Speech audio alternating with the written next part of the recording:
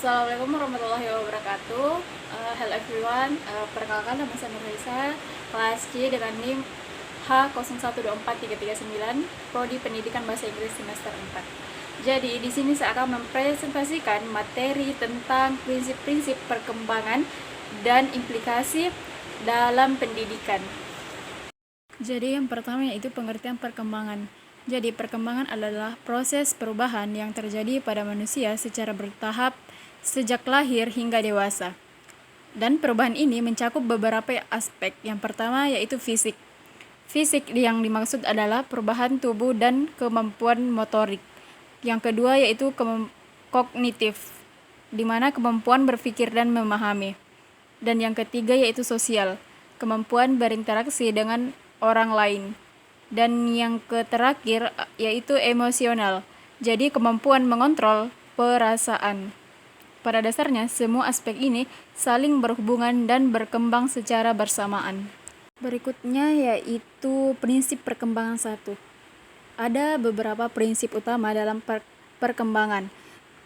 Yang pertama ada berkelanjutan, yang dimana maksudnya ini perkembangan terjadi terus-menerus sepanjang hidup, tidak berhenti pada usia tertentu.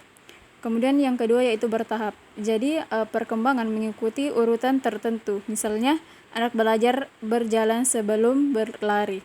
Kemudian yang ketiga yaitu kecepatan berbeda. Yang dimaksud adalah setiap individu berkembang dengan kecepatan yang berbeda. Pada intinya, contohnya yaitu ada siswa yang cepat memahami pelajaran, ada juga yang membutuhkan waktu lebih lama. Dalam hal ini menunjukkan bahwa kita tidak bisa menyamaratakan kemampuan semua individu. Kemudian ada prinsip perkembangan 2. Jadi selain itu, perkembangan juga dipengaruhi oleh faktor internal dan eksternal. Jadi internal itu faktor dari dalam diri seperti bakat, kecerdasan, dan genetik.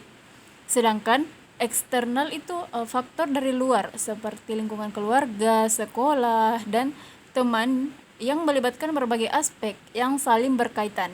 Misalnya, perkembangan emosi dapat mempengaruhi kemampuan belajar siswa. Misal atau contohnya, yaitu siswa yang merasa nyaman dan percaya diri akan lebih mudah memahami pelajaran. Kemudian yaitu implikasi dalam pendidikan.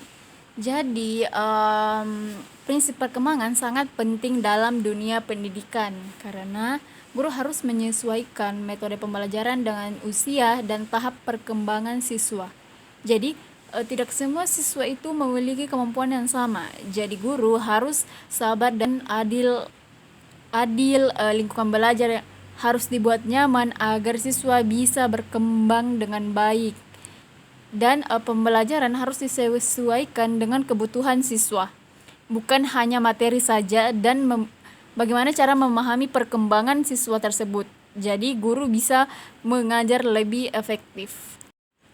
Jadi maksud dari contoh penerapan ini yaitu guru tidak membandingkan siswa satu dengan siswa yang lain. Bagaimana memberikan motivasi sesuai kebutuhan siswa. Contohnya pada anak SD, yaitu bisa melalui pembelajaran, melalui permainan agar tidak bosan atau seperti ice breaking. Kemudian pada remaja itu bisa diajak berdiskusi dan berpikir kritis. Jadi pada dasarnya itu guru tidak membandingkan siswa satu dengan yang lain karena setiap anak unik, memberikan motivasi dan dukungan agar siswa percaya diri. Jadi hal-hal ini membantu siswa berkembang secara optimal. Jadi kesimpulannya yaitu perkembangan adalah proses perubahan yang berlangsung secara terus-menerus. Setiap individu yang berkembang dengan cara dan kecepatan berbeda dalam pendidikan. Jadi kita sebagai guru harus memahami prinsip perkembangan agar pembelajaran di kelas atau di ruang kelas itu dapat lebih efektif.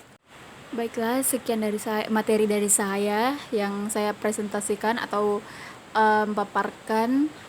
Kurang lebihnya mohon dimaafkan. Wassalamualaikum warahmatullahi wabarakatuh.